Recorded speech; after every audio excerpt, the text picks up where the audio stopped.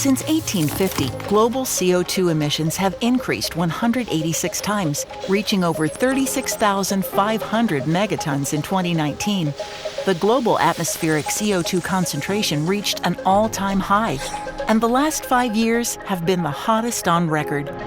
There's a gap between today's path and the changes that need to happen to limit the increase in global temperatures. Reducing the amount of fossil fuels used is critical to closing this gap.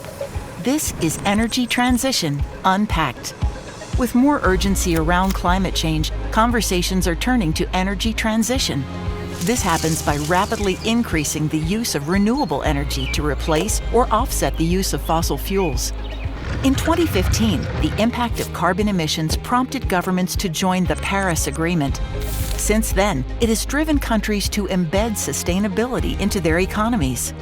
The overall goal of the agreement is to limit the increase of the average global temperature to less than 2 degrees Celsius above pre-industrial levels, ideally 1.5 degrees Celsius.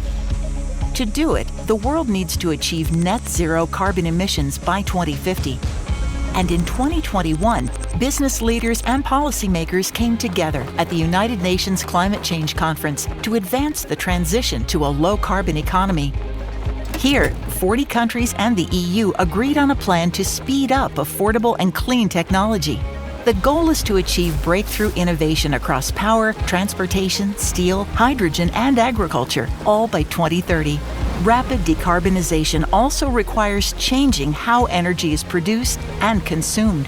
While the oil and gas industry receives a lot of negative public sentiment, many companies are making changes, like building new divisions that develop wind and solar energy.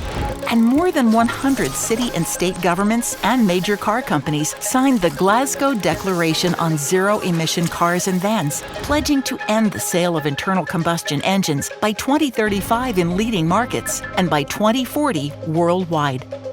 Industries are also convening to accelerate decarbonization. For example, the Net Zero Banking Alliance, formed in 2021, is the commitment of banks worldwide to align their lending and investment portfolio with net zero emissions by 2050. Energy transition is about all industries adopting low-carbon solutions. These include renewable energy, clean transportation vehicles, battery storage to hold energy from the sun or wind, biofuel, and more. There are, however, challenges to energy transition.